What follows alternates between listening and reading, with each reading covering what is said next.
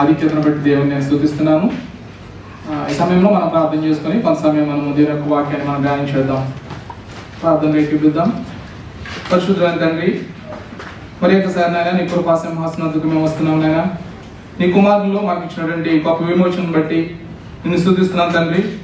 ఈ ఉదయకాల సమయంలో నాయన పరిశుద్ధాత్ముడు అపోస్తలుడైన పేతురు గారి ద్వారా రాయించినటువంటి వాక్యమును మేము ధ్యానించుండగా మీరే మాకు సహాయం దయచేయండి. పరిశుద్ధాత్ముడా, వాక్యం నువ్వు ఇచ్చానైనా తండ్రి, అది అర్థం చేసుకోవడానికి మనోనేతను కూడా మీరు మాకు దయచేయమని ప్రార్థన చేస్తున్నాం. జ్ఞానాన్ని, దీనత్వాన్ని మీరు మాకు దయచేయండి. మీ కృప మాకు అనుగ్రహించమని, ముందున్న సమయంతో మీరు మాకు తోడుగా ఉండమని యేసు నామములో ప్రార్థిస్తున్నాం మా తండ్రి, ఆమేన్. పేతురు రాసినటువంటి మొదటి పత్రిక 2వ అధ్యాయము 9 నుంచి 10 వచనములు ఈరోజు మనము వాక్యాన్ని ధ్యానించబోతున్నాము. ప్రతి ఒక్కరు కూడా బైబిల్ తెరిచి చూడవలసిందిగా కోరుతున్నాము. పేతురు రాసినటువంటి మొదటి పత్రిక 2వ అధ్యాయము 9 నుంచి 10 వచనములు ఈ విధంగా ఉంది. అయితే మీరు చీకట్లో నుండి ఆశ్చర్యకరమైన తన వెలుగులోనికి మిమ్మల్ని పిలిచిన వాడి గుణాతిశయములను ప్రచురము చేయ నిమిత్తము ఏర్పరచబడిన వంశమును, రాజులైన యాజక సమూహమును, పరిశుద్ధ జనమును, దేవుని సొత్తైన ప్రజలనై ఉన్నారు. 10వ వచనం. ఒకప్పుడు ప్రజగా ఉండక ఇప్పుడు దేవుని ప్రజ అయితిరి. ఒకప్పుడు కనికరింపబడక ఇప్పుడు కనికరింపబడిన వారైతిరి. దేవుడి వాక్యాన్ని దీవించును గాక. ఈ వచన భాగాల నుండి 3 ప్రశ్నలకు మనము సమాధానం చూడబోతున్నాం. మొదటి ప్రశ్న, ఒకప్పుడు దేవుని దగ్గర రాకమునుపు మన స్థితి ఏమిటి? ఇది మొదటి ప్రశ్న.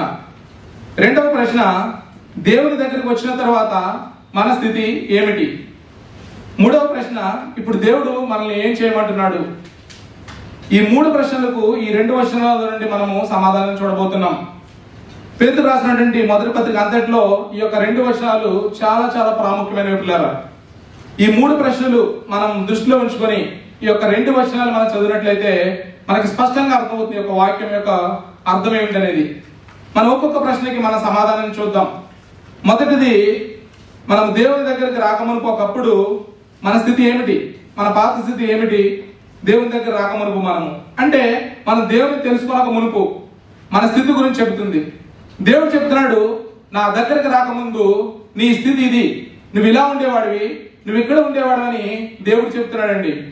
ఆన్సర్ కనుక ఈ యొక్క 2 వచనాల్లో 3 మాటలు మనము చదివితే మనకు అర్థమవుతుంది దేవుని దగ్గర రాకమునుపు మనం ఎక్కడ బ్రతికామో, మన బ్రతుకులు ఏమిటి అనేది దేవుడు తెలియజేస్తున్నాడండి.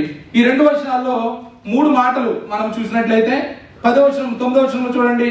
అయితే మీరు చీకటిలో నుండి, అంటే మనం ఎక్కడ ఉన్నామంట? చీకట్లో ఉన్నామంట. ఇది ఒక మొదటి మాట. అలాగే 10వ వచనంలో చూడండి, ఒకప్పుడు ప్రజగా ఉండక, అంటే ఒకప్పుడు మనం ఎలా ఉన్నాము? ఆయన ప్రజగా మనం ఉండలేదు. మూడో మాట అలానే అదే 10వ వచనంలో ముందుకు చూసినట్లయితే ఒకప్పుడు కనికరింపబడక అనేటువంటి మాట మనం చూస్తాం. అంటే కనికరింపబడని వారముగా మనం ఉన్నాం. ఈ 3 మాటల్ని మనం చూస్తే కనుక మన యొక్క స్థితి, మన దేవుని దగ్గర రాకముందు మనం ఎలా ఉండేవాళ్ళం అనేది మనకు అర్థమవుతుంది పిల్లరా.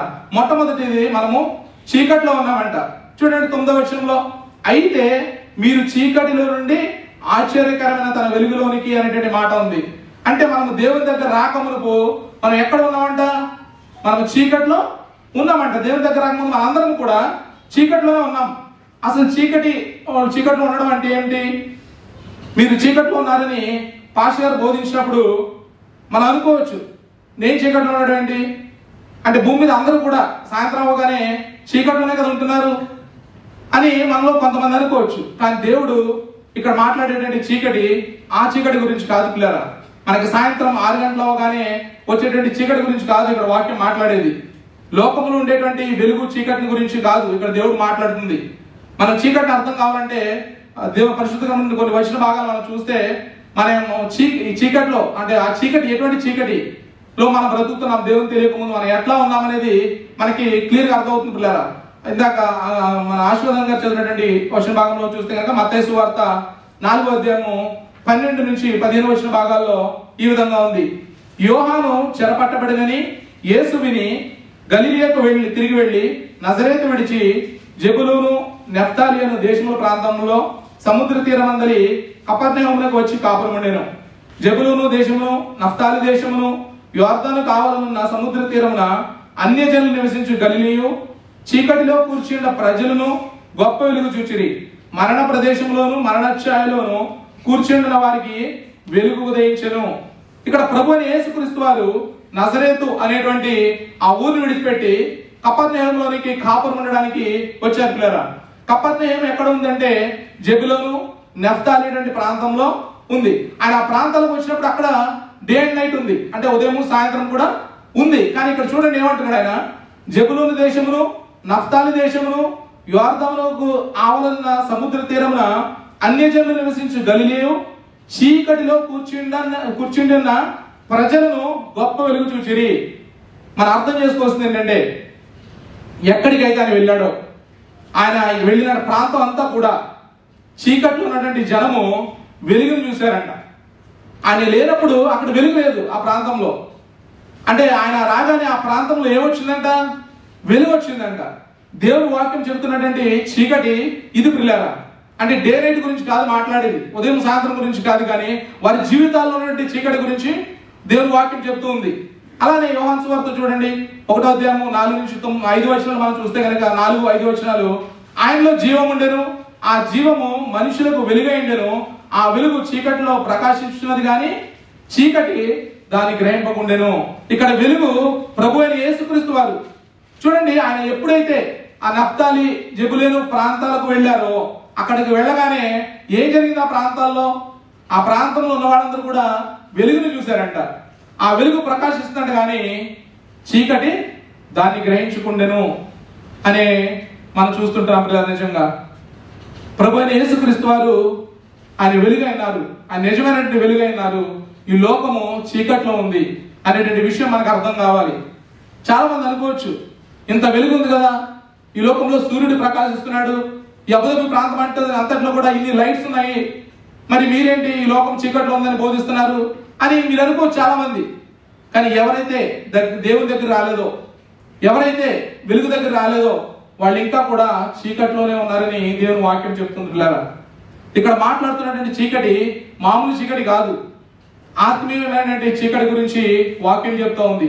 మోరల్ డార్క్నెస్ గురించి, స్పిరిచువల్ డార్క్నెస్ గురించి వాక్యం చెప్తుంది.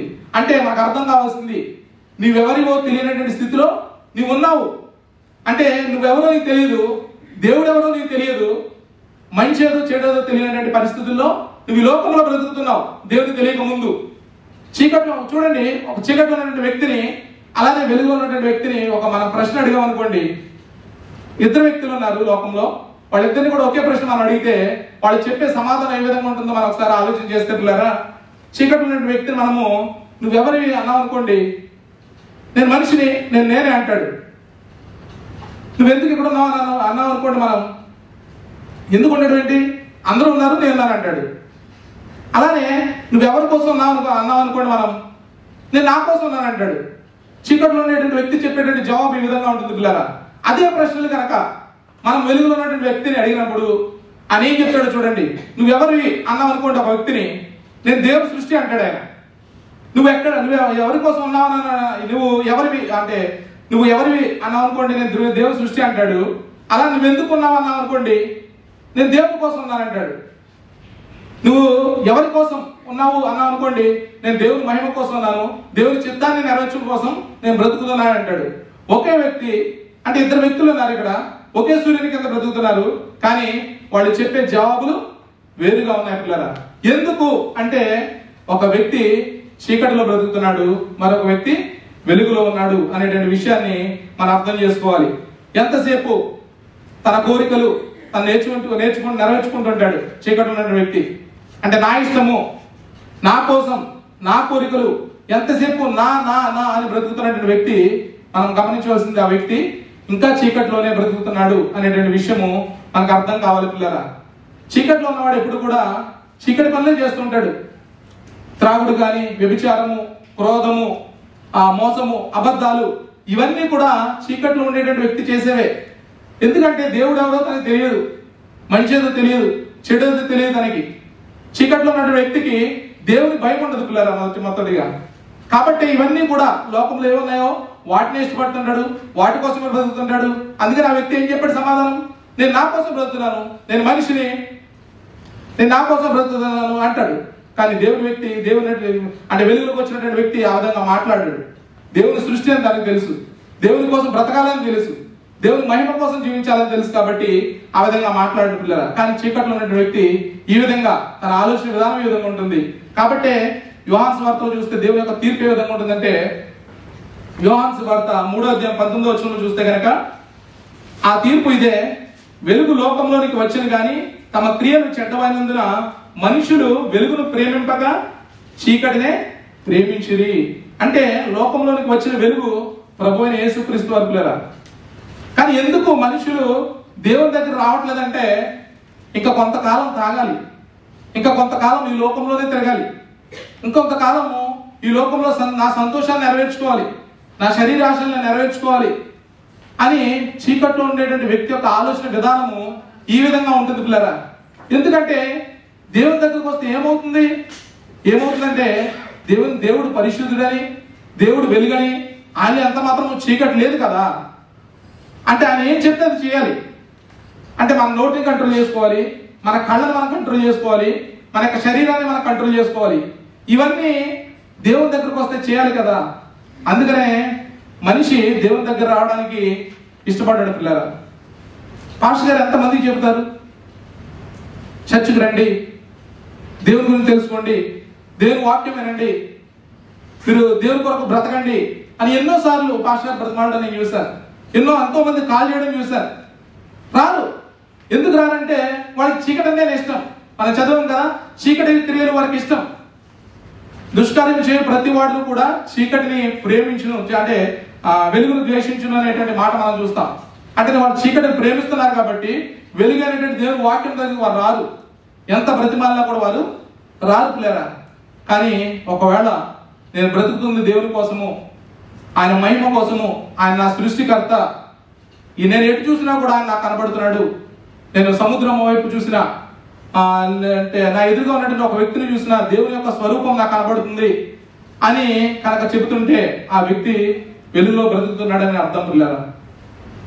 ఇక్కడ వాక్యము చీకటి గురించి మాట్లాడుతుంది. దాని అర్థం ఏంటంటే, ఒకప్పుడు నీ స్థితి ఏమిటో నువ్వేమిటో నువ్వు తెలియక చీకట్లో బ్రతుకుతూ నీ కోరికలు నువ్వు నెరవేర్చుకుంటూ నీ మనసు ఏం చెప్తే అది చేస్తూ నీ కోసం నువ్వు బ్రతికినంత కాలం కూడా నువ్వు చీకట్లోనే బ్రతికావు. కానీ ఇప్పుడు నువ్వు చీకట్లో లేవంటున్నాడు.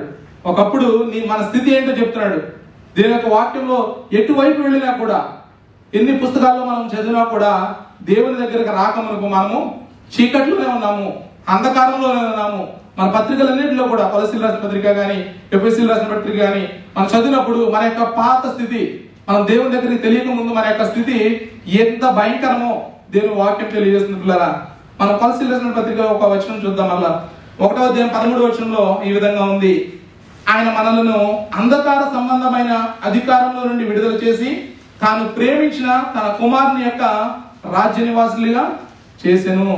ఒకప్పుడు మనందరం కూడా అంధకారంలోనే ఉన్నాం, అంటే చీకట్లోనే ఉండేవాళ్ళం. మనం దేవుని బిడ్డలైన మనందరం కూడా చీకట్లోనే ఉండేవాళ్ళము. కానీ ఒకానొక దినమందు మనలో వెలుగు కలిగింది.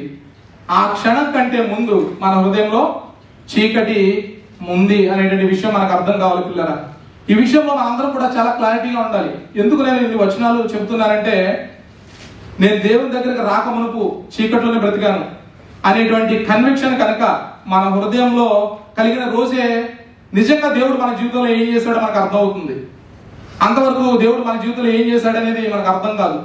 కాబట్టే మన యొక్క పాత జీవితం ఎట్లా ఉండేది, మనం ఎట్లా బ్రతికే వాళ్ళము అనేటువంటి విషయం మనకు అర్థం కావాలి. కాబట్టి దేవుని దగ్గర రాకముందు మనం ఎక్కడున్నాము, మన స్థితి ఏమిటి? మనం చీకట్లోనే ఉన్నాం. ఇందాక మొదటి మాట చూసాం కదా, మనం చీకట్లోనే ఉన్నాం. మరి అలా ఉన్నప్పుడు మనం నిజంగా దేవుని ప్రజలు అవుతామా? రెండో మాట చూసాం కదా మన 10వ వచనంలో. రెండోది ఒకప్పుడు ప్రజగా ఉండక, 10వ వచనంలో చూడండి, ఒకప్పుడు ప్రజగా ఉండక అనేటువంటి మాట ఉంది. అంటే ఇక్కడ ఒకప్పుడు ఎవరు మనం దేవుని దగ్గర రాక మునుపు? అందుకని అంటాడు ఇక్కడ ఒకప్పుడు ప్రజగా ఉండక అంటే దేవుని బిడ్డలుగా మనం లేము, దేవునికి సంబంధించినటువంటి వారముగా, దేవుడు తెలియని వారముగా మనము చీకటిలో బ్రతుకుతున్నాం. దేవుని ప్రజలు కాము. అప్పుడు మనం చీకటిలో బ్రతుకుతున్నప్పుడు దేవుని ప్రజలు కాలేము. మనం దేవుని ప్రజలు కావాలంటే దేవునితో సహవాసం చేయాలి. దేవుని దగ్గర రావాలి. దేవుని యొక్క కుటుంబంలో మనము ఉంటే దేవుని ప్రజలం అవుతాం. మనం చీకట్లో ఉన్నావు కాబట్టి నువ్వు దేవుని బిడ్డవు కావు, ఆయన ప్రజలు కాలేము మనం అప్పుడు. అందుకని ఆ వాక్యము పేతురు గారు పత్రికలో పేతురు గారు అంటున్నారు, అంటే ఒకప్పుడు నువ్వు ప్రజగా ఉండక, అంటే ఒకప్పుడు మనము దేవుని ప్రజగా ఉండలేనటువంటి వారంగా ఉన్నాం. ఎందుకంటే మనం ఒకప్పుడు చీకట్లో, మన స్థితి చీకట్లో ఉన్నాం కనుక మనము దేవుని ప్రజగా లేము అనేటువంటి విషయం అర్థం కావాలి. మూడో మాట ఏంటంటే, ఒకప్పుడు మనము కనికరింపబడక ఇప్పుడు కనికరింపబడ్డామంట. అదే 10వ వచనంలో ఉంటుంది కదా, ఒకప్పుడు కనికరింపబడక అంటే ఒకప్పుడు దేవుడు నిన్ను విడిచిపెట్టేశాడు, నీ చీకటి జీవితానికి నీ జీవితాన్ని విడిచిపెట్టేశాడు ఆయన. కానీ ఒక టైం వచ్చినప్పుడు ఆయన మన మీద కనికరం చూపించాడంట. ఒకప్పుడు దేవుని దగ్గర కనికరం లేనటువంటి స్థితిలో మనం ఉన్నాం. సో ఈ 3 మాటలు మన యొక్క పాత స్థితిని గురించి తెలియజేస్తున్నాయండి. మనం నేర్చుకున్నాం కదా, మన పాత స్థితి ఏంటి? చీకట్లో బ్రతుకుతూ దేవుని విడిచిపెట్టి దేవుని కనికరం పొందకుండా మన ఇష్టానుసారంగా మనం బ్రతుకుతున్నాం. ఇది దేవుని తెలియక ముందు మనందరి పరిస్థితి కూడా ఇదే. దేవుని తెలియక ముందు మనందరికి స్థితి కూడా ఇదే. మనం చీకట్లో బ్రతికాము, దేవుని ప్రజలుగా ఉండకుండా బ్రతికాము, దేవుని కనికరాన్ని పొందలేనటువంటి స్థితిలో, కనికరింపబడక ఈ లోకంలో మనం తిరిగేవారం. అట్టి స్థితిలో మనం ఉండేవారం దేవుని తెలియక ముందు. ఇది మొదటి ప్రశ్నకి జవాబు పిల్లరా. మనం దేవుని తెలియక ముందు మన యొక్క స్థితి ఇది. సో బహుశా మనలో ఇంకా ఎవరైనా కనుక ప్రభుని యేసుక్రీస్తు వారిని తెలియని వారు ఉంటే కనుక వారి యొక్క ప్రస్తుతం యొక్క స్థితి ఇది. సో ఇది మొదటి ప్రశ్న. రెండో ప్రశ్న చూద్దాం, దేవుని దగ్గరికి వచ్చిన తర్వాత మన స్థితి ఏమిటి? మరి మనం వాక్య భాగం చదువుతున్నట్లయితే 9వ వచనంలో, అయితే మీరు చీకటిలో నుండి ఆశ్చర్యకరమైన తన వెలుగులోనికి అనేటువంటి మాట మనం చూస్తాం. అంటే ఆశ్చర్యకరమైన తన వెలుగులోనికి అనేటువంటి మాట అంటే ఒకప్పుడు మనం చీకట్లోనే బ్రతుకుతూ దేవుని తెలియక ఆ భయంకరమైన పరిస్థితుల్లో బ్రతుకుతున్నటువంటి మనల్ని, నిరీక్షణ లేనటువంటి మనల్ని దేవుడు కనికరించి ఆయన కృప చూపించి ఆశ్చర్యకరమైన తన వెలుగులోనికి మనల్ని తీసుకుని వచ్చాడు పిల్లరా. ఒకప్పుడు మనము చీకటి వారము, కానీ ఇప్పుడు వెలుగు సంబంధము. ఒకప్పుడు మనము దేవుని ప్రజలుగా ఉండలేదు, కానీ ఇప్పుడు మనము దేవుని ప్రజలుగా మనం ఉన్నాం. ఒకప్పుడు మనము కనికరింపబడని వారంగా ఉన్నాం, కానీ ఇప్పుడు మనము కనికరింపబడ్డాం. సో ఇక్కడ చీకట్లో బ్రతుకుతున్నప్పుడు ఏం జరిగింది అసలు మనకి? మనం ఇదే మనకి 9వ వచనం ఏ విధంగా మనకు ప్రారంభమైందంటే, అయితే అనేటువంటి మాట మనం చూస్తాం. పర్టికులర్లీ మనము ఇక్కడ 9వ వచనంలో అయితే అనే మాట చూడండి. దాని అర్థం ఏంటంటే, ముందున వచ్చిన భాగాల్లో మనం చదివితే దాని గురించి మనకి క్లియర్గా అర్థమవుతుంది. అయితే ఎందుకు రాయించాడు దేవుడు ఆ మాట? ఎవరైతే ఆ ముందున వచనంలో చూస్తే కనుక, ఎవరైతే అమూల్యమైన ఆ మూలరాయిని తిరస్కరించారో, 8వ వచనంలో చూడండి ఆ మాట ఉంటుంది, కట్టువారు వాక్యములకు అవిధేయులై రొట్టెలిచ్చున్నారు అనేటువంటి మాట. దానికే వారు నియమింపబడితిరి. ఇశ్రాయేల్ గురించి మాట్లాడుతున్నాడండి యొక్క వచ్చిన భాగాల్లో. వాళ్ళు దేవుని కుమారుని యొక్క వెలుగును వాళ్ళు తిరస్కరించారు, దానికోసమే వాళ్ళు నియమింపబడ్డారు. ఎవరైతే దేవుని వాక్యాన్ని వద్దని వెళ్ళారో వాళ్ళు దానికోసమే నియమింపబడ్డారంట. వాళ్ళు తీర్పులోనికి వెళ్ళబోతున్నారంట. అయితే అనేటువంటి మాట ఇప్పుడు ప్రారంభమైంది ఆ వచ్చిన భాగంలో. అయితే అని మొదలైంది ఈ వచనం. అంటే అయితే వాళ్ళకి అలా జరిగింది, కానీ మీరైతే మిమ్మల్ని దేవుడు ఏం చేస్తున్నాడంట? మీరు చీకట్లో నుండి ఆశ్చర్యకరమైన తన వెలుగులోనికి పిలుస్తున్నాడంట దేవుడు. ఇజ్రాయెల్కి అయితే ఆ విధంగా జరిగింది, కానీ మిమ్మల్ని దేవుడు మీపైన కనికరించి మిమ్మల్ని తన ఆశ్చర్యకరమైన వెలుగులోనికి మిమ్మల్ని పిలుస్తున్నాడు అనేటువంటి విషయాన్ని చెప్తున్నాడండి ఆ వచ్చిన భాగాల్లో. మనం ఇందాక చదివినట్టు కొలస్సీయులకు రాసినటువంటి పత్రికలో మొదటి అధ్యాయం 13వ వచనంలో 14వ వచనంలో ఉంది కదా, ఆయన మనల్ని అంధకార సంబంధమైన అధికారం నుండి విడుదల చేసి తాను ప్రేమించిన తన కుమారుని యొక్క రాజ్య నివాసులుగా చేసెను. ఆ కుమారుని యందు మనకు విమోచనము అనగా పాప క్షమాపణ కలుగుచున్నది. అంటే చూడండి ఏం చేశాడు ఆయన? అంటే ఆయన మనల్ని అంధకార సంబంధమైన ఆ చీకటి అధికారం నుండి విడుదల చేసి వెలుగులోకి మనల్ని పిలిచినాడంట. మన పాపము నుండి ఆయనే మనల్ని విడిపించాడు పిల్లరా. మన సంఘం యొక్క ఉపవాస ప్రార్థనలో కానీ, ప్రతిరోజు స్త్రీలు ఆన్లైన్లో కూడుకుని వారు ప్రార్థన చేస్తున్నటువంటి ప్రార్థనలో కానీ ప్రాముఖ్యంగా రక్షణ లేని వారి కొరకు రక్షణ దయచేయమని ప్రార్థన చేస్తుంటారు. అంటే ఏమని ప్రార్థన చేస్తున్నారు వాళ్ళు? చీకట్లో బ్రతుకుతున్నటువంటి వారిని మీరు పిలవండి ప్రభువా, మీరు రక్షించండి ప్రభువా, వారిని రక్షించండి, వారి కుటుంబాలను మీరు రక్షించండి, అని ప్రార్థన చేస్తున్నారు. అంటే మనం ప్రార్థన చేస్తున్నప్పుడల్లా మనం అడుగుతుంది ఏంటంటే, ప్రభువా చీకట్లో ఉన్నటువంటి వీళ్ళని నువ్వు పిలువు ప్రభువా, నువ్వు పిలిస్తే వాళ్ళు వస్తారు ప్రభువా అని ప్రార్థన చేస్తున్నాం. మనం పిలవగలిగితే మనమే పిలుస్తాం కదా. ఒక వ్యక్తిని అంధకార సంబంధమైనటువంటి రాజ్యంలో నుండి వెలుగులోనికి మనం విడిపించగలిగితే మనమే విడిపించగలుగుతాం కదా. మనం విడిపించలేం కాబట్టే మనము ప్రార్థిస్తున్నాం. అంటే వాళ్ళ యొక్క హృదయం అంతా అంధకారం అయిపోయింది. ఆ యొక్క వాళ్ళ హృదయాల్లోకి వెళ్ళి మనము వెలుగును ప్రకాశింప చేయలేం. ఇది మనిషి వల్ల సాధ్యం కాదు, ఇది దేవుడి వల్ల మాత్రమే సాధ్యం అవుతుంది. కాబట్టి మనము ప్రార్థిస్తున్నాం. మన ప్రార్థనకి ప్రాముఖ్యమైన కారణం ఏంటంటే, ప్రభువా నువ్వు మాత్రమే చేయగలవు, నువ్వు మాత్రమే మనుషుల్ని రక్షించగలవు, నువ్వు ఒక్కడివే. ఒక్కసారి చీకట్లో బ్రతుకున్నట్టు వాళ్ళని నువ్వు కనికరించి నువ్వు వాళ్ళని పిలిచి, ప్రభువా నువ్వు పిలిస్తే వాళ్ళు ఆ చీకటి నుండి, ఆ అంధకారం నుండి వాళ్ళు బయటకు రాగలుగుతారు, నీ వెలుగులోకి వస్తారు ప్రభు అని ప్రతిరోజు మనం ప్రార్థిస్తుంటాం. కాబట్టి అంటే దేవుడే పిలవాలి. మనం ఈ పిలుపు అనేటువంటి మాట కూడా మనం చూస్తున్నాం కదా. ఇప్పుడు చదివినటువంటి వచన భాగంలో 9వ వచనం చూడండి. అయితే మీరు చీకటి నుండి ఆశ్చర్యకరమైన తన వెలుగులోనికి మిమ్మును పిలిచినటువంటి మాట మనం చూస్తున్నాం కదా.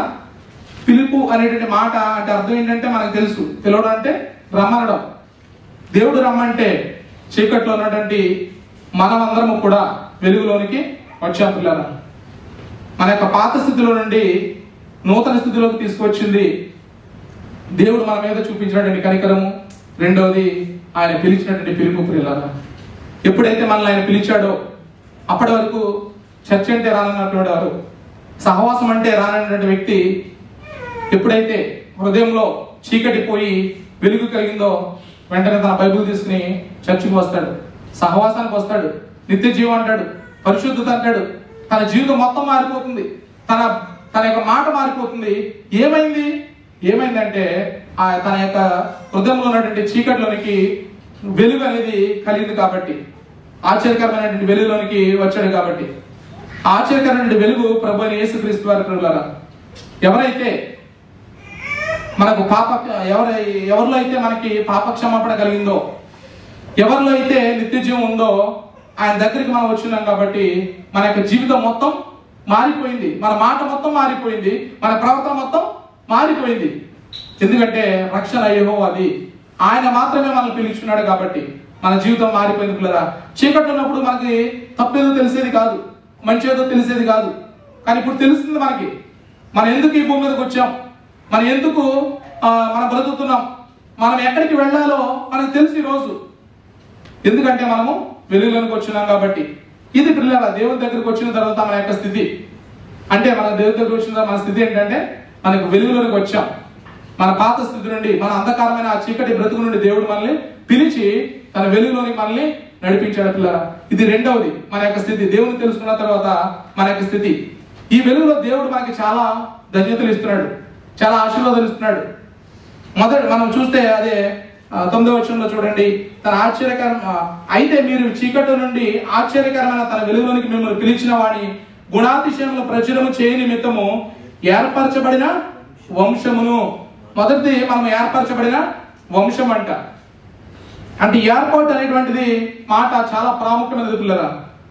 దేవుడి లోకంలో ఉన్నటువంటి అన్ని వంశాల్లో నుండి కూడా ఆయన కోసం మనల్ని ఏర్పాటు చేసుకున్నాడంట. ఎందుకు మరి కొందరిని మాత్రమే దేవుడు ఏర్పాటు చేసుకుంటున్నాడు అంటే, ఆయన తన ఏర్పాటు ప్రకారమే ఆయన చేస్తాడంట. ఆయన ఏర్పాటు అనేది మనుషుల మీద ఆధారపడింది కాదు. ప్రకటన గ్రంథం చూడండి 5వ అధ్యాయంలో, ప్రకటన గ్రంథము 5వ అధ్యాయం 9వ వచనంలో ఈ విధంగా ఉంది. ఆ పెద్దలు, నీవు ఆ గ్రంథమును తీసుకుని దాని ముద్రలను విప్పుటకు యోగ్యుడవు, నీవు వధింపబడిన వాడవై నీ రక్తం ఇచ్చి, లేక రక్తంలో ప్రతి వంశంలోను ఆయా భాషలు మాట్లాడే వారిలోను ప్రతి ప్రజలోను ప్రతి జనములోను దేవుని కొరకు మనుషులను కొని మా దేవునికి వారిని ఒక రాజ్యముగాను యాజకులుగాను చేసితివి. అంటే ఆయన కనికరం చూపించి కొనుక్కొని ఏర్పాటు చేసుకున్నాడు కొందరిని. చూడండి ఆయన ఏ విధంగా ఏర్పాటు చేసుకున్నాడు. ఆయన ప్రతి వంశంలో నుండి, ఆయా భాషలు మాట్లాడే వారిలో నుండి, ప్రతి ప్రజల నుండి కూడా, ప్రతి జనంలో నుండి కూడా దేవుని కొరకు, తన కొరకు ఆయన కొనుక్కున్నాడు ఆయన మనల్ని. కాబట్టి మనము కాదు ఏర్పాటు చేసుకుంది. చాలా మంది అనుకుంటారు నేనే దేవుని దగ్గరకు వచ్చాను, నేను పిలిస్తే నేనే దేవుని దగ్గరకు వచ్చాను అని చాలా మంది అనుకుంటారు. కానీ మనం కాదు అంటే ఏర్పాటు చేసుకుంది, ఆయనే మనల్ని ఏర్పాటు చేసుకున్నాడు. దేవుని దగ్గర రావడానికి కారణం మనలో లేదు, ఆయన ఏర్పరచుకున్నాడు. కాబట్టి మనము ఆయన దగ్గరికి వచ్చినాం పిల్లరా. ఒకవేళ మనంతరం కనుక మనం ప్రయత్నం చేస్తే ఆ చీకటి రాజ్యంలోనే అంటే బయటకు రాలేకపోయేవాళ్ళం మనం, ఒకవేళ మనం రావాలనుకుంటే. కానీ ఈ ఏర్పాటు మనది కాదు, దేవుడు మనల్ని ఏర్పరచుకున్నాడు. కాబట్టి మనం ఆయన దగ్గరికి వచ్చినాం పిల్లరా. నిజంగా ఒకసారి మనం ఆలోచన చేస్తే ఇన్ని కోట్ల మంది జనాభాలో దేవుడు నిన్ను పిలిచి చీకట్లో విడిచిపెట్టకుండా నీ మీద కనికరం చూపించి నిన్ను ఏర్పాటు చేసుకున్నాడంటే ఎంత గొప్ప ఆశీర్వాదం. నిజంగా ఒకసారి మనం ఆలోచన చేస్తే ఎంత ధన్యత దేవుడు మనకి ఇచ్చాడు. మరి నిన్ను ఎంతగా ప్రేమించాడు దేవుడు. ఇంకేం కావాలి మరి మన దేవుని దగ్గర నుండి మనకు? అసలు మనం చాలాసార్లు చిన్న చిన్న విషయాలకి నా నడుము నొప్పి, కాలు నొప్పి అని, మెడ నొప్పి అని, ప్రభు నాకు దయచేయి, ఇప్పుడే దయచేయి, నాకు స్వస్థత దయచేయి, లేదంటే నేను చర్చికి రాను అని దేవుడి మీద మనం కంప్లైంట్ చేసుకుంటాం చాలాసార్లు. అసలు దేవుడు నీకు ఏం చేశాడు అనేది మనకు అర్థం కాదు. అసలు దేవుని బట్టి మనం దేవుని స్తుతించాలి, మనం అర్థం చేసుకోవాలి. ప్రభువా, నువ్వు నన్ను ఏర్పరచుకున్నావు, ఎంతో మందికి లేనటువంటి ధన్యత నా జీవితంలో నువ్వు ఇచ్చావు, నీ కృపను గ్రహించావు, నీ కృప ద్వారా నన్ను రక్షించావు, నువ్వు నాకు వెలుగులో నన్ను నడిపించావు. ఒకప్పుడు నేను భయంకరమైన చీకటిలోనే బ్రతికేవాడిని, ఒకప్పుడు ఈ అంధకారమైన లోకంలో నేను బ్రతికేవాడిని. కానీ నువ్వు నన్ను పిలిచావు ప్రభువా, నువ్వు నన్ను ఏర్పాటు చేసుకున్నావు ప్రభువా, అందును బట్టి నేను స్తుతిస్తున్నాను అని ఏ రోజైనా మనం ప్రార్థించామా? మన ప్రార్థన అంతా కూడా అవసరతతో నిండిపోతుంది. కానీ ఏ రోజు దేవుడు మనకి ఇచ్చినటువంటి ధన్యత గురించి మనకు జ్ఞాపకం చేసుకునే అనుకుంటున్నాం. నిజంగా ఎంత గొప్ప ధన్యత. నిజంగా ఆయన మనల్ని ఏర్పాటు చేసుకున్నాడంటే, ఆయన ఏర్పాటు చేసుకున్నటువంటి వంశంలో మనం ఉంటున్నామంటే ఎంత గొప్ప ధన్యత. ఎంతో మంది అంటే ఈ భూమి మీద అన్ని వంశాల నుండి, అన్ని భాషల నుండి ఈరోజు మనము ఆయనలోకి వచ్చున్నాం, ఆయన వంశంలోకి మనం వచ్చున్నాం అంటే ఇది ఎంత గొప్ప ధన్యత పిల్లరా. రెండోది చూడండి, రెండో ధన్యత చెప్తున్నాడు, ఒక ఏర్పరచబడిన వంశమును, రాజులైన యాజక సమూహమును. యాజకుడు ఏం చేస్తాడండి? దేవుని ఎదుట నిలబడి మనుషులను దేవుని దగ్గరికి తీసుకెళ్తాడు. యాజకుడు చేసేటువంటి పని అది. మరి మన యాజకులం అంటే మనం ఏం చేయాలి? ఇప్పుడు మనం యాజకత్వం చేయాలి. ఎలా చేయాలంటే ఈ లోకంలో ఉన్నటువంటి ప్రజలని దేవుని దగ్గరికి మనము తీసుకుని రావాలి పిల్లరా. అప్పుడు దేవుని ఏర్పాటులో ఉన్నటువంటి వాళ్ళందరూ కూడా దేవుని దగ్గరికి వస్తారు. ఈ బాధ్యత ఒక పాస్టర్ గారిదే కాదు, మనందరి బాధ్యత ఇది. ఎందుకంటే దేవుడు మనల్ని రాజులైన యాజక సమూహం అని ఆ గొప్ప ఆశీర్వాదాన్ని, గొప్ప ధన్యతను దేవుడు మనకి ఇచ్చాడు కనుక మనందరం కూడా యాజకత్వం చేయాలి. అంటే మనం ఎప్పుడైతే దేవుని వాక్యాన్ని మనము ప్రకటిస్తామో అప్పుడు దేవుని ఏర్పాటులో ఉన్నటువంటి ప్రజలందరూ కూడా దేవుని దగ్గరకు వస్తారంట. ఏ దేవుడికైతే మనం యాజకత్వం చేస్తున్నామో ఆయన దేవుడు మాత్రమే కాదు, ఆయన సృష్టికర్త, ఈ సృష్టి మొత్తానికే రాజు. ఆ రాజుకి మనము యాజకత్వం చేస్తున్నాం కాబట్టి మనం మామూలు యాజకులం కాదు, రాజులైన యాజక సమూహము అనేటువంటి మాట రాయబడింది పిల్లరా. కాబట్టి మనం ఎంత గొప్ప ధన్యులం. నిజంగా ఎంత గొప్ప ఆశీర్వాదం దేవుడు మనకి ఇచ్చాడు. ఇది రెండవది. నిజంగా మూడవది చూడండి, మనం పరిశుద్ధ జనం అంటారు. రాజులైన యాజక సమూహమును, పరిశుద్ధ జనమును అనేటువంటి మాట మనం చూస్తాం. అంటే మనము పరిశుద్ధులైన దేవునిలాగా భూమి మీద అందరికీ చూపిస్తూ బ్రతకడం కోసం దేవుడు మనల్ని ఏర్పాటు చేసుకున్నాడు పిల్లరా. అంటే మనము లోకంలో ఉన్న వారి వలె ఉండడానికి వీల్లేదు, లోకంలో ఉండే వారిలా మనం ఆలోచించడం కాదు. మన క్రీస్తుని పోలి మనం నడవాలి. మనం ఆయన వ్యక్తిత్వాన్ని మనము లోకానికి చూపించాలి. మనలో ఉన్నటువంటి పాపాన్ని తీసివేసి మన పరిశుద్ధులుగా, పరిశుద్ధ జనాంగంగా ఆయన మనల్ని చేశాడంటే ఎంత గొప్ప ఆశీర్వాదం మన జీవితంలో. మరి మనము ఈ లోకంలో ఆయన ఎంత పరిశుద్ధుడో మన జీవితాల ద్వారా ఆయన చూపించాలి. ఇది పరిశుద్ధ జనంగా మనం ఈ లోకంలో మనం బ్రతకాలి. అందుకనే దేవుడు మనల్ని పరిశుద్ధ జనాంగంగా మనల్ని పిలిచాడు. ఈ లోకంలో పాపంలో ఎంతో మంది బ్రతుకుతున్నారు, కానీ మిమ్మల్ని నేను పిలిచున్నాను కాబట్టి మీరు పరిశుద్ధులుగా మీరు బ్రతకండి, మీరు పరిశుద్ధ జనాంగంగా నా వ్యక్తిత్వాన్ని, నా స్వారూప్యాన్ని ఇతరులకి మీరు చూపించండి, క్రీస్తుని పోలి మీరు నడవండి అని చెప్తా ఉన్నాడండి. కాబట్టి మన పరిశుద్ధ జనాంగంగా మనం పిలువబడ్డాం. ఇది దేవుడు మనకి ఇచ్చినటువంటి ధన్యత పిల్లరా.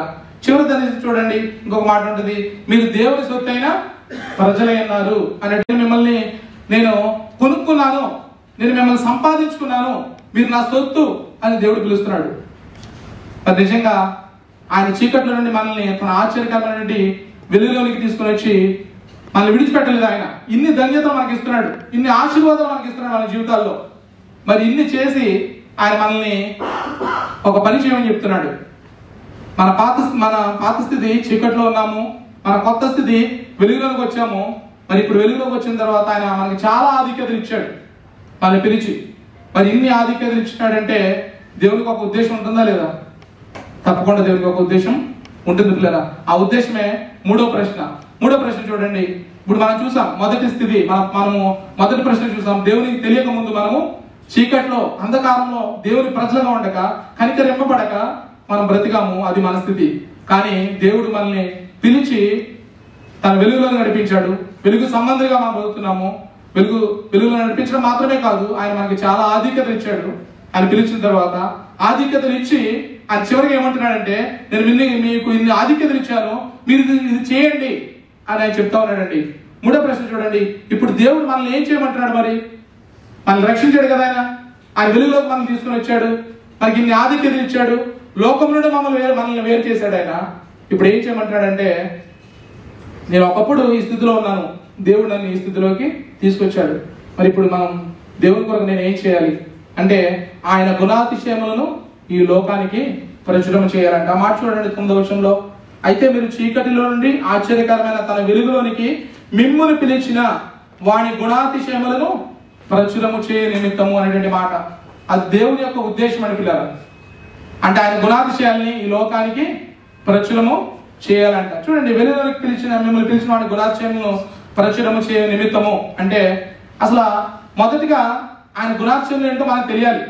మనం ప్రచురం చేయాలంటే, మనం ప్రకటించాలంటే, ఆయన ఏం గుణలక్షణాలు కలిగి ఉన్నాడో, ఆయన ఎంత గొప్పవాడో తెలిస్తేనే మనం దేవుని గురించి మనం ప్రకటించగలం ఇతరులకి.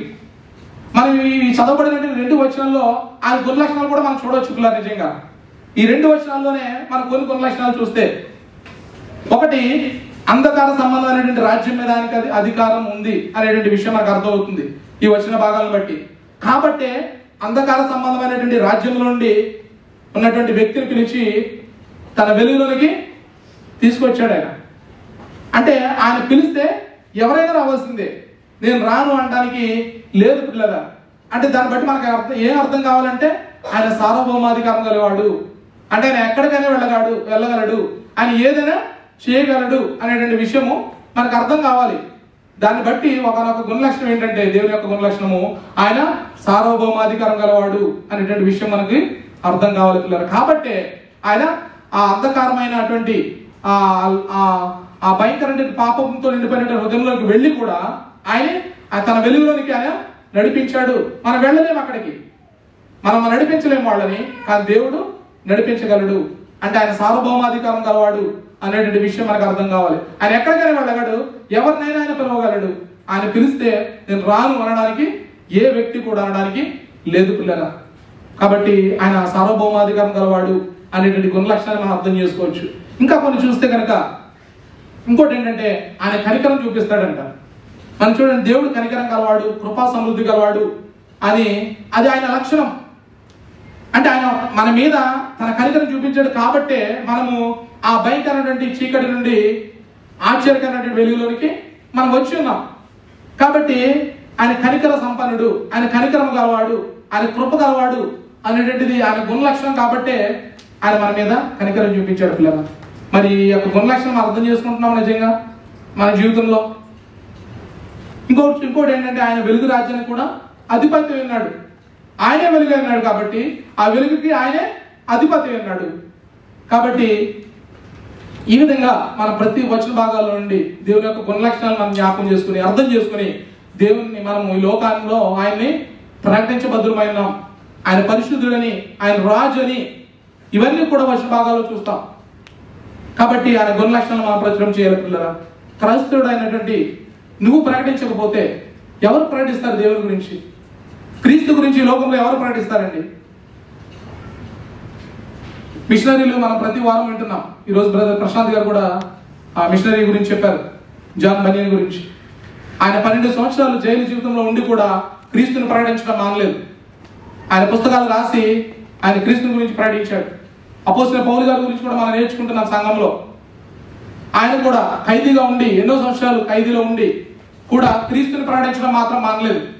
క్రీస్తు కొరకు వారు ప్రాణాలే అర్పించారు క్రీస్తుని ప్రకటించడానికి. కేవలం వాళ్ళు బందీలు, వాళ్ళు ఖైదీలు అయింది కూడా క్రీస్తు నిమిత్తమే, వాళ్ళ కొరకు కాదు, వాళ్ళ స్వయం కోసం కాదు, వాళ్ళు ఏదో సంపాదించడం కోసం కాదు, ఈ లోకంలో ఏదో తప్పు చేసిన విధానం బట్టి కాదు వాళ్ళు జైలుకి వెళ్ళింది. అంటే వాళ్ళు ఖైదీగా బంధింపబడింది సువార్త ప్రకటించబడిన నిమిత్తం. వాళ్ళు అయినప్పుడు కూడా సువార్త ప్రకటించడం మానలేదు పిల్లరా, ఆయన గురించి ప్రకటించడం మానలేదు. ఎందుకంటే వాళ్ళు దేవుడి యొక్క గుణలక్షణాన్ని వారు అర్థం చేసుకున్నారు. దేవుడు ఎంత గొప్పవాడో అర్థం చేసుకున్నారు. దేవుడు ఏమైనాడో అర్థం చేసుకున్నాడు అన్నారు. వారి జీవితంలో దేవుడు ఏం చేశాడో వాళ్ళకి అర్థమైంది కాబట్టి ఆయన ప్రకటించకుండా వాళ్ళు ఉండలేదు పిల్లరా. మనల్ని ఎందుకు రక్షించాడంటే మనము ఈ లోకంలోకి వెళ్ళి అందరికీ కూడా మనం క్రీస్తుని ప్రకటించడానికి దేవుడు మనల్ని రక్షించాడు అనే విషయం మనకు అర్థం కావాలి. నువ్వు నిజంగా రక్షింపబడితే నీ జీవితంలో ఆయన చేసినటువంటి రక్షణ కార్యం గురించి ఇతరులకు చెప్పకుండా ఉండలేము పిల్లరా. నేను ఎంత గొప్పవాడు, ఒకప్పుడు నా జీవితం ఇది, ఒకప్పుడు నేను చీకట్లో బ్రతికాను, ఒకప్పుడు నేను అంధకారంలో బ్రతికాను, ఆయన నన్ను పిలుచుకున్నాడు, ఎంతో మంది లేని కృప నాకు ఇచ్చాడు, నన్ను రక్షించాడు, ఆయన తన వెలుగులను నడిపించాడు, నా పాపాలను క్షమించాడు, మరి ఎంత కనికరం నా పట్ల చూపించాడు అనేటువంటి విషయం కనుక మనకు అర్థమైతే తప్పకుండా దాని గురించి మనం ప్రకటించగలం. అపోస్తలుడైన పౌలు గారు కొరింథీయులకు రాసినటువంటి మొదటి పత్రికలో 9:16 ఒక మాట ఉంటుంది పిల్లరా, చివరిగా చూసుకుందాం. ఆయన అంటాడు కదా, నేను సువార్తను ప్రకటించుచున్నాను, నాకు అతిశయ కారణము లేదు, సువార్తను ప్రకటించవలసిన భారము నా మీద మోపబడినది, అయ్యో నేను సువార్తను ప్రకటించకపోయిన ఎడల నాకు శ్రమ అంటున్నాడండి. అంటే పౌలు గారు ఎంత భారం కలిగి ఉన్నాడు దాని గురించి ప్రకటించడానికి నిజంగా. అందుకని ఆయన ఏ స్థితిలో ఉన్నా కూడా, ఆయన ఎక్కడ ఉన్నా కూడా, ఆయన మరణించే వరకు కూడా సువార్త ప్రకటించడం మాత్రము ఆయన మానలేదండి. కాబట్టి ఆయన గుణాతిశయములను ఈ లోకంలో ప్రచురము చేయ నిమిత్తము మనల్ని ఆయన ఏర్పరచుకున్నాడంట. కాబట్టి మనం ఈ విధంగా దేవుణ్ణి మనము ఆయన గుణాతిశయములను మనం ప్రకటించబద్దులమైనాం. ఆయన గుణాతిశయం తెలుసుకోవడం ద్వారా మనకి ఏమవుతుందంటే దేవుని యొక్క స్వరూపంలో మనం మారుతాం. ప్రతిరోజు కూడా మన జీవితాల ద్వారా ఆయన గుణ లక్షణాలు మనము ఈ లోకంలో చూపించగలుగుతాం. ఈ కిందన వచ్చిన భాగాలన్నీ కూడా అపోస్తలుడైన పేతురు గారు రాస్తుంటాడు. 11వ వచనం నుండి ప్రారంభమైతే కనుక మనం ఏ విధంగా మన జీవితం ద్వారా బ్రతుకుతూ మన జీవితం ద్వారా ఆయన యొక్క గుణ లక్షణాలు ఏ విధంగా చూపించాలో అనేటువంటి మాటలు క్రింద ఉన్నటువంటి వచ్చిన భాగాల్లో మనం చూస్తాం. నిజంగా మరి చీకట్ల నుండి వెలుగులోకి వచ్చిన మనందరము మనల్ని పిలిచిన ఆ దేవుని గుణాతిశయములను మనం ప్రకటిస్తున్నామా? లేక నాకెందుకులే, పాస్టర్ గారు ప్రకటిస్తారులే, లేదంటే ఎవరో కొద్దిమంది ప్రకటిస్తారులే, నేను వింటే సరిపోతుంది అనుకుంటున్నామా? ప్రతి ఒక్కరి రెస్పాన్సిబిలిటీ లేరా దేవుని యొక్క వాక్యాన్ని. ఎందుకంటే నన్ను అందరినీ పిలిచాడు ఆయన. ప్రతి వ్యక్తిని ఆయన పిలిచి రక్షించుకున్నాడంటే నీ పట్ల దేవుని యొక్క ఉద్దేశం ఉంది. ఆయన గుణాతిశయము ప్రచురము చేయ నిమిత్తము నిన్ను ఆయన ఏర్పాటు చేసుకున్నాడు. ఆయన వంశంలో నిన్ను చేర్చుకున్నాడు. ఆయన నిన్ను పరిశుద్ధ జనాంగంగా నేను ఎన్నుకున్నాడు. నిన్ను యాజక సమూహంగా ఆయన పిలుచుకున్నాడంటే నీ పట్ల ఒక గొప్ప ఉద్దేశం ఉంది. ఆయన గురించి నువ్వు ప్రకటించాలని. కనుక ఈరోజు వాక్యం ఏంటంటే మనందరం కూడా మన స్థితి ఏమిటి, ఒకప్పుడు ఈరోజు మన స్థితి ఏమిటి? దేవుడు ఎంత అద్భుతంగా మనల్ని పిలిచాడు, ఎంత అద్భుతంగా దేవుడు రక్షించాడు. అది నీవు బట్టి నేను అర్చించడానికి వీల్లేదు. మన అర్చానికి కారణము కేవలం ప్రభువైన యేసుక్రీస్తు వారే. ఆయనే మనల్ని రక్షించాడు, ఆయనే మనల్ని పిలిచాడు. లేకపోతే ఈ రోజు మన స్థితి ఎక్కడ ఉండేవాడు? ఎంతో మంది భయంకరమైనటువంటి ఆ నిత్య నరకానికి వెళ్ళేటువంటి మార్గంలో ఉన్నారు కదా. కానీ దేవుడు ఎంత కనికరం చూపించాడు మన పట్ల నిజంగా. ఒక్కసారి మనం జ్ఞాపకం చేసుకొని మరి అంత గొప్ప భయంకరమైనటువంటి పాప స్థితిలో నుండి మనల్ని విడిపించి వెలుగులో నడిపించి ఇంత ఆధిక్యతనిచ్చి దాని గురించి మీరు ప్రకటించండి అంటే మనం ఎక్కడ ఉంటున్నాం, మనం ఏం చేస్తున్నాం ఈ లోకంలో క్రైస్తవులుగా? ఒకసారి మనం పరీక్షించుకొని దేవుని వాక్యాన్ని బట్టి మనం సరి చేసుకుంటూ క్రీస్తుని పోలిన క్రైస్తవులుగా మనం మన యొక్క జీవితాన్ని సరి చేసుకుంటూ ఈ లోకంలో మనము జీవించవలసిన వారమైన పిల్లరా. ఈ సమయంలో 2 నిమిషంలో మౌనం ఉండి ప్రార్థన చేసుకుందాం. ఒకసారి మన యొక్క జీవితాన్ని మనం పరీక్ష చేసుకుందాం. నిజంగా మనం ఎక్కడ ఉన్నాం ఈరోజు?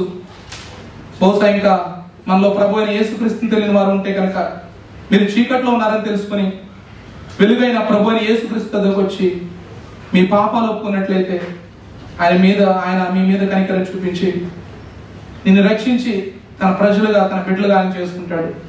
ఒకవేళ మనందరం కూడా రక్షింపబడ్డామంటే నిజంగా ఆయన ఇచ్చిన ధన్యతలను, ఆయన ఇచ్చిన ఆధిక్యతను మనం జ్ఞాపకం చేసుకుని ఆయన కొరకు మనం ఏం చేయాలో ఒకసారి వాక్యాన్ని బట్టి మనం సరి చేసుకుందాం మన జీవితాలని. ప్రతి ఒక్కరు కూడా ప్రార్థిద్దాం. మమ్మల్ని అతి మిక్కులుగా ప్రేమించిన మా దేవ, మా ప్రభువ, ఈ సమయం ముందునైనా మరి ఒకసారి మీ పిల్లలుగా మీరు మాకు ఇచ్చిన ఆధిక్యతను బట్టి ప్రభువ క్రీస్తునందు మీ దగ్గరికి మేము వస్తున్నాం. అయినా ఒకప్పుడు మా జీవితాలు నాయన అంధకారంలో ఉండేవి, ఒకప్పుడు మా జీవితాలు చీకట్లో ఉండేవి నాయన. కానీ మీరు మమ్మల్ని అద్భుతంగా మీరు రక్షించి దేవ, మీరు మమ్మల్ని పిలిచి నాయన, మీరు వెలుగైనటువంటి మీ వద్దకు మీరు మమ్మల్ని నడిపించారు దేవ. మాలో ఉన్న ప్రతి పాపాన్ని మీరు కడిగి వేశారు తండ్రి. మీ సొత్తైన ప్రజలుగా, పరిశుద్ధ జనాంగంగా నాయన మీరు ఏర్పరచుకున్న వంశంలో మమ్మల్ని మీరు ఏర్పాటు చేసుకున్నారు. రాజులైన యాజక సమూహంగా మీరు మమ్మల్ని పిలిచారు నాయన.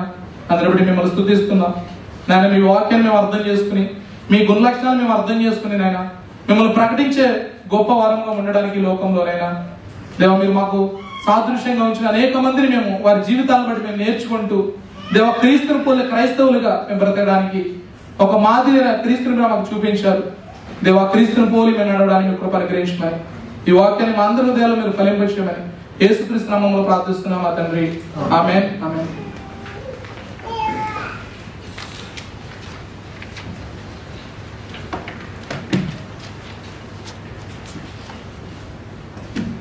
ఈ సమయమందు అందరం కూడా మనము ప్రభువుల నిమిత్తం మనం సిద్ధపరచుకుందాం.